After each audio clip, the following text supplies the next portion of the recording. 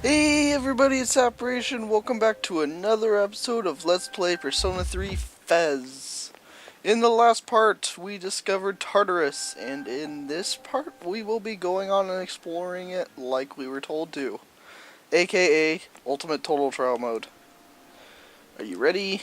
Yes, I am ready. Good luck. Thank you. Okay, so in this part, well, I'll let them explain it to you. Because, as I remember, there's going to be text that comes up here. Yep. So, this is it, huh? I hope I don't get lost. Can you all hear me? Whoa, is that you, Senpai? I'll be providing audio backup from here on out. Wait, you mean you can see inside here? It's my Persona's ability. I'd like to join you, but the structure of Tartarus changes from day to day. That's why outside support is imperative. Well, that makes me feel a whole lot better. Now, based on your current location, you can expect to encounter enemies at any minute. They shouldn't be too tough, but proceed with caution. Practice makes perfect. Right. Got it. Why is she always like that? So yeah, as you can tell, we're just exploring this one floor right now, and we're gonna battle some enemies to basically get out of play. These are real battles you'll be engaging in. Now see if you could... Yeah, you're not gonna die on the first floor. These enemies are a pushover. So I got some medicine. You'll find those crates all over the place. Shadow in front of us, move and hit before it attacks you. Okay, very good. Press X button to use your weapon. If you could hit an enemy before it hits you, then you have the advantage at the start of the battle. Kind of. Basically what you need to do, sneak up behind it. Oh crap, I did a horrible job of it. So no, that's not how you do it. Takaba has informed me about your power, but nevertheless, you have... Would you like me to explain the basics of battle? Sure, I know it, but I'll let her explain it to the rest of you guys. The primary offensive options available to you in battle are attack and skill. Attack corresponds to the weapon you've equipped, while skill relates to your persona's abilities. Those skills consume either stamina or spiritual power. They tend to have a greater effect. Use whichever option best suits the situation. Keep attacking until you've defeated the enemy, but pay careful attention to your stamina. That's it for now. Did you get all that? Yes, we got all that. Okay, so in most situations you'll want to use the skill option because it usually does more damage. So that's pretty much what you'll want to do most of the time. Attacking won't do as much damage, but you won't use any SP or HP, so it's kind of a trade-off there. So let's go ahead. I kind of already know what they're weak to, so I'll go ahead and use fire because I know they're weak to it. Weak, and if you attack an enemy with their weakness, they'll be knocked off balance. When all enemies are knocked off balance, you'll gain the ability to do an all-out attack, which basically does a lot of damage, and it'll use up your next turn, but I'll get more into that in a bit. Hey, there's the stairs. Do you see it? A staircase is the one way to proceed to the next floor. I can't allow you to go any higher today, but please remember about it next time. Yeah, like I said, that's how you move on to the next floor, but you're not allowed to do this time. There's Shadow. Oh, it'll be a disadvantage then. Okay, yeah, that's what I'm saying.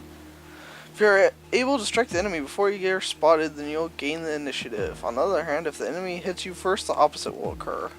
Okay, yeah, so there's three ways you can start a battle. There is player advantage, which is when you get behind the enemy and attack them before they spot you. There is normal, which is when they spot you but you hit them. And then there's enemy advantage, which is when they spot you and hit you first. So, yeah. You'll obviously want the player advantage, but I'll try and show off how to get the player advantage here. What you're basically going to want to do is wait until he has his back to you, but he seems to be stubborn. Come on, turn around, you little pest. I mean, I don't really need it right now, but I just kind of want to show it off. So, like that. There you go. I hit him from behind, he didn't spot me, so I get... Okay, it's a total trial, so me saying that was completely useless, but that is indeed how you get a player advantage. Explain about attack properties. Do you want to know more? Nearly every type of attack is associated with a particular property. For example, swords can be used to do slash attacks, while bows are used to do pierce attacks. Skills, on the other hand, have different properties. Bufu, for instance, indicates an ice attack.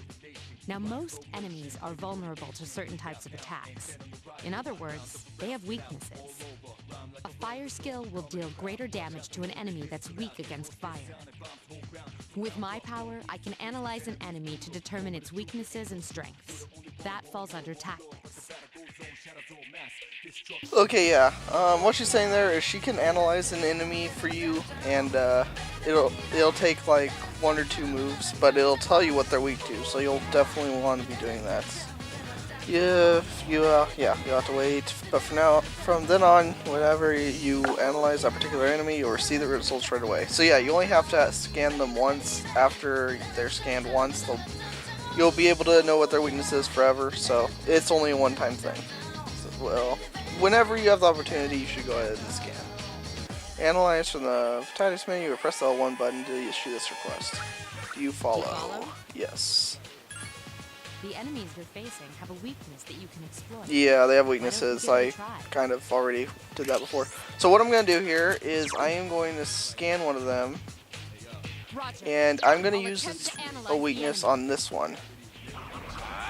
So because I used the weakness, it knocks that enemy off balance, so I get 1 more attack.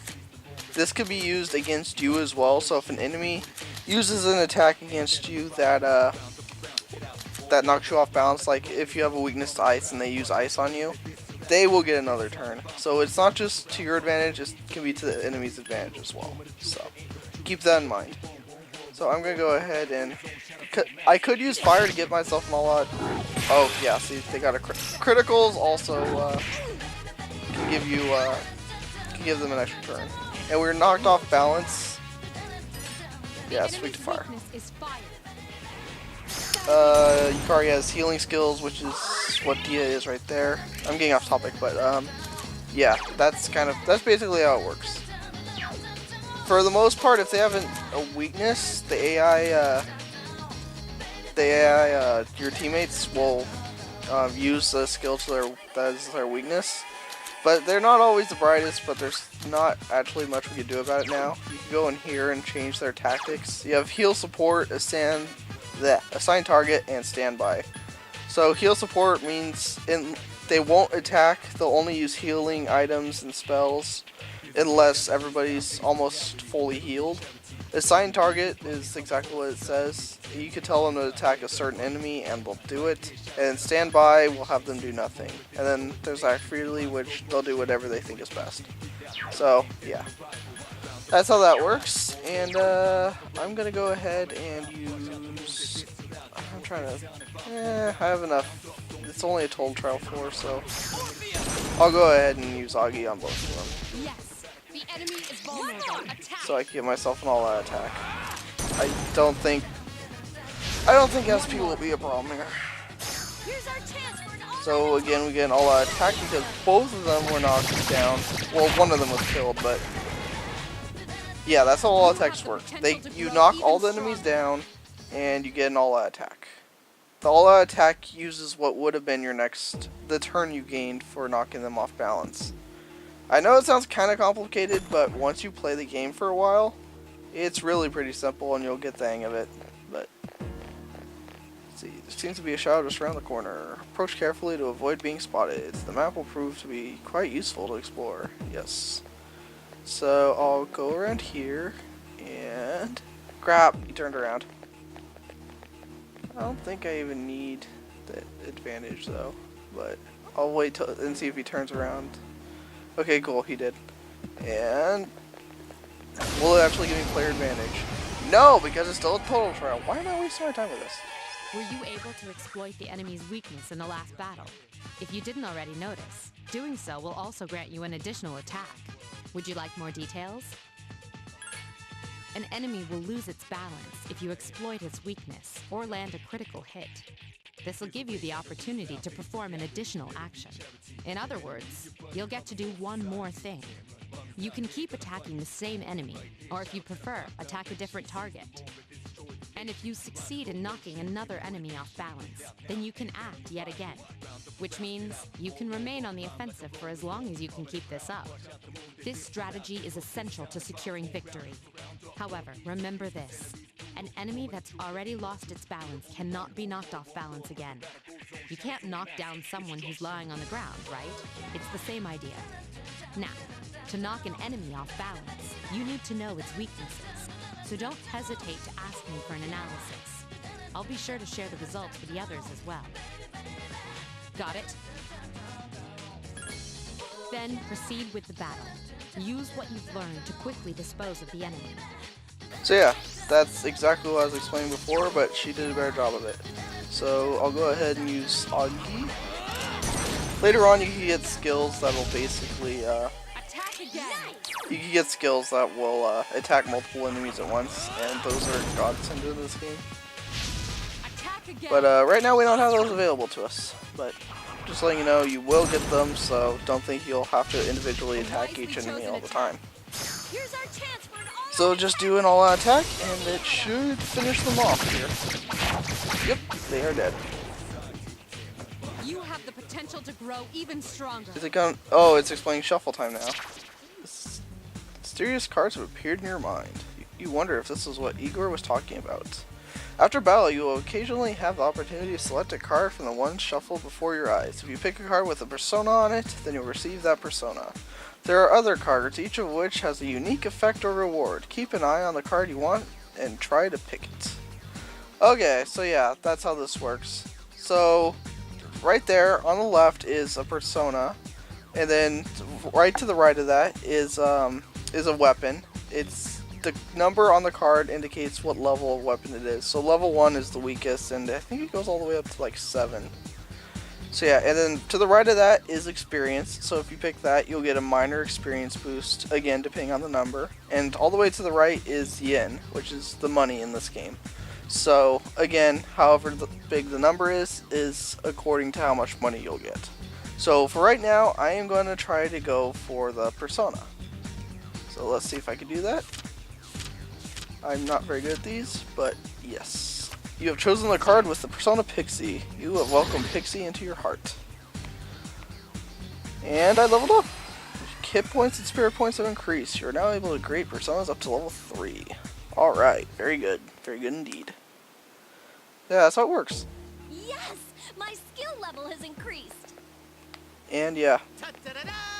As you can tell, your party members also level up. As they level up, just like you do, they gain skills, but they only have one persona. They can't have multiple personas, so as they level up, their personas just show how are we feeling. If you were another party member, it's in bad shape. You healing up? Yeah. And then ask Takaba to heal you. You should make a habit of checking your stats before getting into battle. Okay, I guess I could go ahead and show that off. Okay, so there's two things you can do here, because I have a little bit of damage, Yukari has a little bit of damage, and Junpei has a little bit of damage. Now there's a few things you could do. If you pause the game, you can go into your items, and you have things here like medicine, which restores a little bit of your HP. Snuff Soul is an SP recovering item, which you, unless you absolutely have to use one, like you're in between floors and just you need the extra boost to get up another floor, I wouldn't recommend using these. Like I said, they're really hard to come by, so SP items, hold off on using them unless you absolutely have to. And then Revival Bead is just what it says. If an ally goes down in battle, you can use it to revive them with half of their health. So that's how that works. Now the other option you have is to use a skill, which can heal. Because I just got Pixie, Pixie has the skill of Dia, which can slightly restore one ally's HP. So if you want to, you could go ahead and heal Junpei yourself. But I'm not going to do that. I am going to use the third option, which is talk to Yukari and request healing, which means she'll use Dia on all of you and heal you to full health. Because she had less SP than, she had more SP than I did, that's why I used that. So try and manage your SP well. I'll get into tips and tricks of how you could make your SP last longer later, but as for now, let's just go ahead and attack this guy. will actually give me player advantage yet. No. Still a total trial, apparently. There is a better way to defeat all of your enemies in battle than to attack them individually. You can perform an all-out attack. Would you care to hear more about this? When enemies are thrown off balance, they become vulnerable. An all-out attack will allow your entire team to attack simultaneously. Your enemies will be unable to defend against it. It's a very reliable method of attack. Whether or not you want to perform an all-out attack is up to you. But remember, you cannot perform it when you're alone. So if you want to have it in your arsenal, make sure your team's comprised of at least 2 members. That's all you need to know about all-out attacks. Do you understand what I've just explained to you? Then, that concludes the basics of battle. But there's one last thing I need to tell you. Shadows become stronger the further you advance. If you don't think you can win a battle, retreat at once. There may be times, however, when an escape will be impossible. This battle is one of those times. Good luck. So yeah, she explained all the attacks a lot better than I did. As she said, you need at least 2 party members, so you and one other person in your party to do an all attack. If for some reason you're the only one conscious or the only one in your party, you cannot do an all-out attack. So again, keep that in mind. But there's very, very, very few times when you should be by yourself in this game without a party. So unless you're one of those suicidal people that tries to beat the game with, you know, just the protagonist, in which case you are crazy and you are probably a lot better at this game than I am. So again, we knocked them all down. We could do an all-out attack. And it should finish them off. Yep. Very good. Do I get a shuffle time? Yeah, I get shuffle time. Now see, it'll give you... You have to remember what personas you have with you at the time, because see, it'll give you Pixie again, which is really jerkish, and it's not something they fixed. Not even in Persona 4. It's still in Persona 4. You could get the same persona again. They only fixed it in Persona 4 Golden. Why it took them so long to do that, I don't know. But keep an eye on your persona so you don't pick the same persona twice. So I'm going to go ahead and get the weapon here. Probably. Okay, yeah, I was actually able to follow it. Sword rank 1. Obtained imitation katana. So I think that's a better weapon than I have right now. And they leveled up again. Nice. I think that gets them both to level 3. Yeah, we cut off Junpei there, but I don't care. So, in Persona 3, your protagonist, your protagonist can use any kind of weapon. You can use swords, two-handed swords, and a bow, and I think that's it. So yeah, you can basically use any type of weapon except for guns, which is exclusive to one party member you'll get much later in the game. But yeah, in Persona 3 Portable, you can only use one-handed swords. Unless you're the female protagonist, which he uses, I can't remember what the name of it is right now. That's odd. Usually there are more shadows on the prowl. Well, at least you gained some experience in battle. Let's go back to the dorm for today. Should be an access point somewhere on the floor. You can use it to return to the entrance. Since there aren't any enemies to worry about, why don't you split up and search individually. Just tell the other party members what you'd like them to do. Press the square button to issue orders to your allies. I think it actually makes... let me check. I think it actually makes you do that. Yeah, it makes you issue the order. So, okay. What you can do, I rarely do this, but you can hit square and you can tell your teammates to split up. Use command to instruct your party members to spread out and look for stairs, access points, and items. However, if they are not very strong, they can easily fall prey to the enemy. Be sure to keep an eye on their HP. Yeah, I'm gonna have them regroup because I hate that. I prefer to stick together and level up and stuff that way because, yeah, they'll die a lot. And then you'll be spending a lot of money reviving them with revival beads. So, yeah, I recommend you don't use that very often. Unless you're trying to get them to grind levels or something. But again, I'd prefer to do that as a group. But this right here is an access point. It will allow you to return to the entrance. But keep in mind, this kind of access point, you won't be able to return to the level you're on. So it'll get you back to the entrance, but you can't go back. It's only one way. So keep that in mind. I'll explain later when we get to the other type of access point how you can go about moving up and down the levels of Tartarus more freely. But as of now, let's just go on back to the entrance because that's all we're allowed to do for today. So yeah, we magically appeared. Huzzah! Welcome back. So, how was it? I see. Well, if you gained confidence, that's the best thing you could have achieved. Wow, I never knew I had that kind of power. We kicked some ass. But damn, I'm beat. That's because you were bouncing around like a little kid. Yeah, you look pretty tired yourself, Yucatan. I'm still trying to catch my breath, actually. That's the effect of the dark hour. You'll become fatigued more easily. Don't worry though, you'll adapt. But I'm surprised. You all did much better than I expected. At this rate, they'll catch up to you in no time, Akihiko. We'll see about that.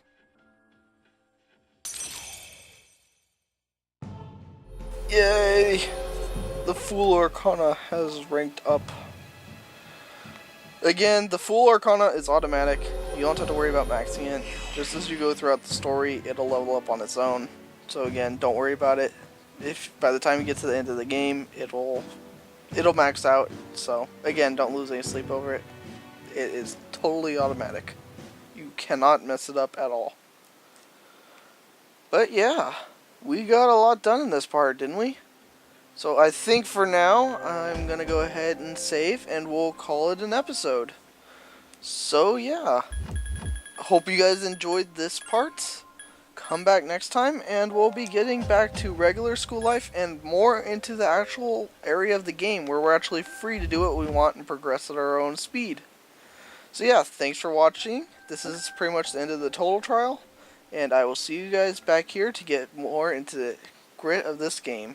See you guys then.